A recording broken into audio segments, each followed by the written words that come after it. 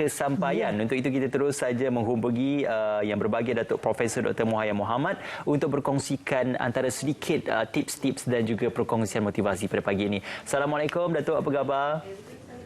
Waalaikumsalam warahmatullahi wabarakatuh. Masya-Allah. Alhamdulillah. Berseri-seri dan sungguh indah menatap muka Datuk pada pagi ini, Datuk. Masya-Allah. Senyum. Rasa kalau semua orang senyum, semua keindahan. Sebab senyum itu dia secara saintifik sangat sihat, dari segi sosial bagus. So jadikan senyum kita punya way of life, insya-Allah. Insya-Allah. Tadi Datuk tanya kita sihat, alhamdulillah. Datuk bagaimana? Sihat, syukur, alhamdulillah. Dan tahu tak kajian menunjukkan bahawa kesihatan badan fizikal 75-90% bergantung kepada kesihatan mental dan emosi dan rohani. Datuk, 5 hari lagi berbaki untuk meninggalkan tahun 2020. Sudah pastinya tahun ini ada yang mengatakan, amat sekejap tahun 2020, malah tidak dirasakan kerana ada pandemik COVID-19 dan sebagainya. Mungkin ramai yang tidak dapat menggapai impian mereka pada tahun 2020. Apa mungkin pesanan secara awal dan juga mukadimahnya Datuk boleh kongsikan bersama kami, Datuk? Pertama, sebutkan bagi orang Muslim, la haula wala quwwata illa billahil aliyyil azim.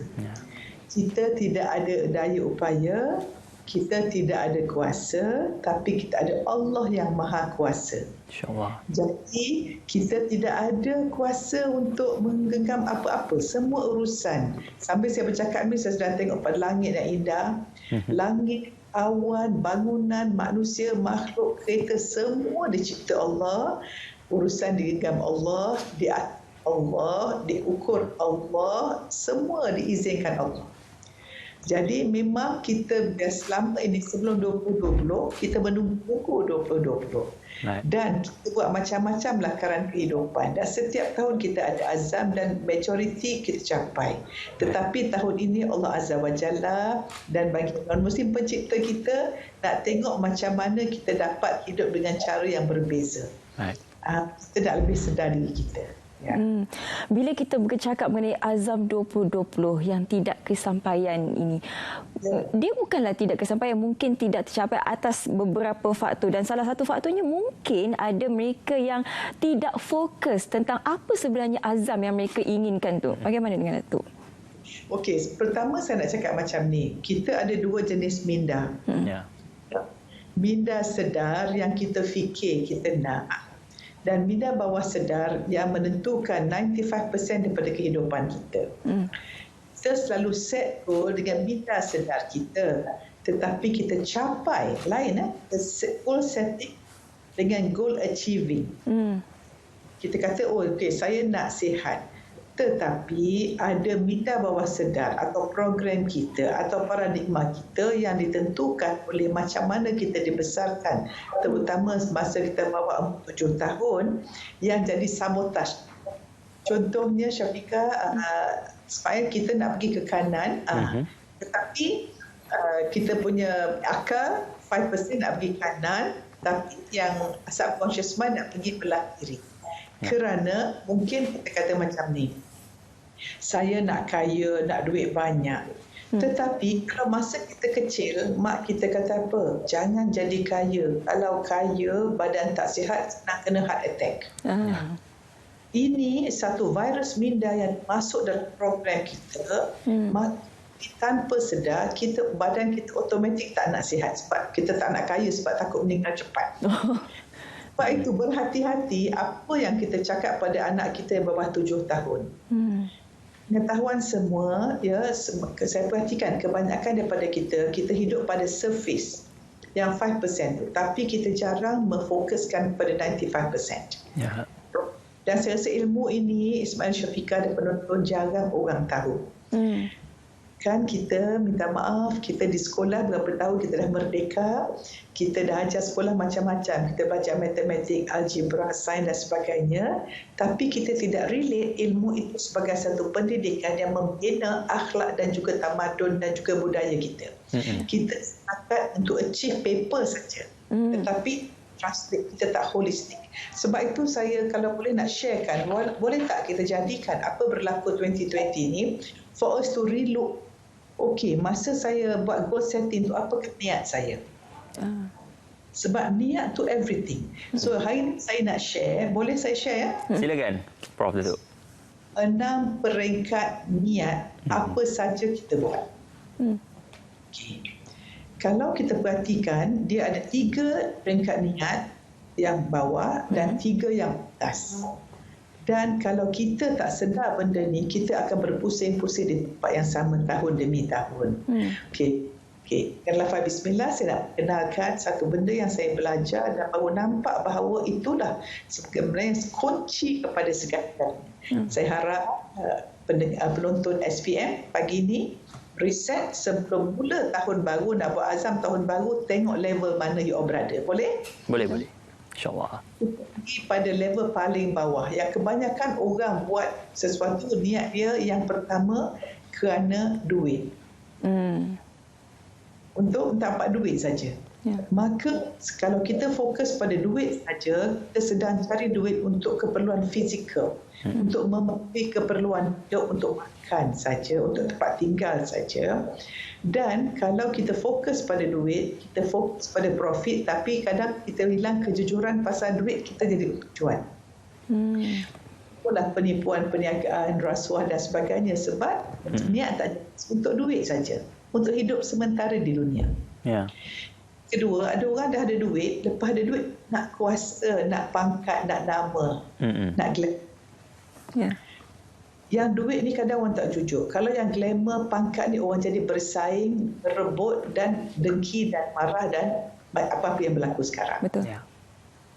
Yang ketiga, ada juga orang buat kerja, pergi kerja, buat berniaga pasal nak rasa best. I rasa best. I rasa good.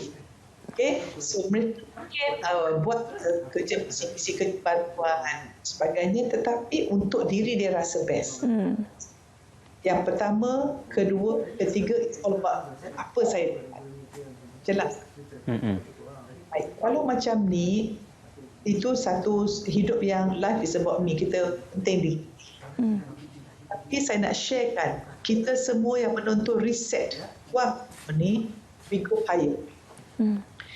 Keempat, kita buat sesuatu bagi orang Islam, terutama saya yakin dengan banyak orang Islam. Walaupun bukan Islam pun, kita ada pencipta dia panggil, kita buat sesuatu untuk menjadi orang dekat dengan pencipta kita, arwah kita. Dan yang best lagi, Ismail Syafiqah, kita naik ke sampai dapat syurga masa perjalanan. Yang saya nak share sekarang, kalau ini jadi bahan asas kita seluruh negara, ialah kita buat kerana cinta ilahi, mahabbah, rasa cinta pada Allah Azza wa Jalla, pada Allah. Subhanallah, kalau kita cinta Ismail macam mana? Kita akan sanggup berkorban, kita akan seteringat solat tak tinggal, kita akan sayang semua ciptaan Allah, kita akan jadi orang sangat driven, dan bila kita buat kerana cinta ilahi, Allah akan bantu dalam apa saja kita buat, dan tidak ada benda yang susah kalau Allah bantu. InsyaAllah. Susah Allah bantu. So you bayangkan ya, kalau saya share macam ni, kalau you start daripada pertama, cinta ilahi, automatik insyaAllah syurga dapat. Syurga tu makhluk Allah. Dapat syurga hanya orang bertakwa. Dan kalau kita bertakwa, itu pakaian yang paling penting dan bekal paling penting. Kalau kita takwa, insyaAllah emosi akan stabil. Prof. Datuk, maafkan saya kalau mencelah sedikit. Mungkin kalau diceritakan itu adalah kerangka tentang bagaimana perkara asas yang perlu setiap manusia ataupun setiap Muslim dalam mendepani cabaran semasa dan juga menjalani kehidupan. Tetapi setiap orang akan ada target objektifnya yang berbeza dan mungkin akan ada pencapaian yang berbeza, malah laluannya juga berbeza. Jadi bagaimana kita ingin menyesuaikan kerangka secara general ataupun secara am itu dengan keperluan individu spesifik diri masing-masing? Baik, saya lebih suka ambil pendekatan apa-apa kita buat mesti ada struktur. Sebab kalau kita hanya lihat kepada result, kan apa kita nak dapat, tapi cara tak betul, kita akan collapse. Contohnya sebagai doktor, kalau orang tu ada sakit, kalau saya hanya pening kepala, saya hanya beri Panadol. Tetapi tak rawat, mungkin dia ada brain tumor. Jadi masalah kita sekarang, saya nak reset orang supaya berfikir bukan dengan hanya untuk survive, kita nak thrive. Jadi caranya kita ingat macam ni, cuba fikir. Kalau satu saya nampak itu smart, specific, measurable, attainable, itu realistic, dia dan time frame. Itu saya rasa semua orang boleh cakap benda tu. Ya. Tapi saya nak refresh, kita nak reset minda kita bahawa kalau kita nak sesuatu, fokus pada 3 perkara. Satu, tengok kesedaran kita. Kita ni sedar tak kita hidup ni, kita sedang memberi manfaat atau kita nak dapat. Okey.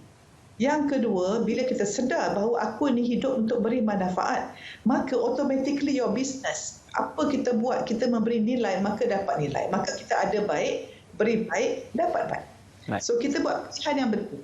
Bila pilihan kita berbeza, maka hasil berbeza. Dan itulah yang kita katakan kesihatan, ketenangan, kebahagiaan, kewangan. Sebenarnya kalau kita perhatikan 2 jenis kehidupan, you all, apa-apa cuba kita fokus hari ini. Ada orang dia hidup dengan ketakutan. Misal, bimbang, sakit, susah hati. Tetapi ada orang hidup dengan keyakinan, tenang, bahagia, kreatif, inovatif macam Spa tadi. Bila kita kreatif, inovatif, maka kita beri lebih nilai. Bila lebih nilai, maka nilai yang kita dapat. Ini dipanggil undang-undang kompensasi. Para penonton sekalian, saya nak cakapkan di sini, selepas menjadi doktor dah lama, operate beribu-ribu mata, nampak sangat jelas. Apa yang kita buat masa kita umur muda, masa kita bekerja, masa kita ada pangkat, itulah kita akan tuai. Sebelum ke akhirat lagi, kita dah dituai di dunia ini. Sebab kita share satu perkara. Ingat, apa kita rasa, emosi kalau ada sayang, kita akan fikir positif. Bila fikir positif, maka emosi kita penuh cinta tanpa syarat. Bila emosi kita positif, tindakan kita positif, Ismail.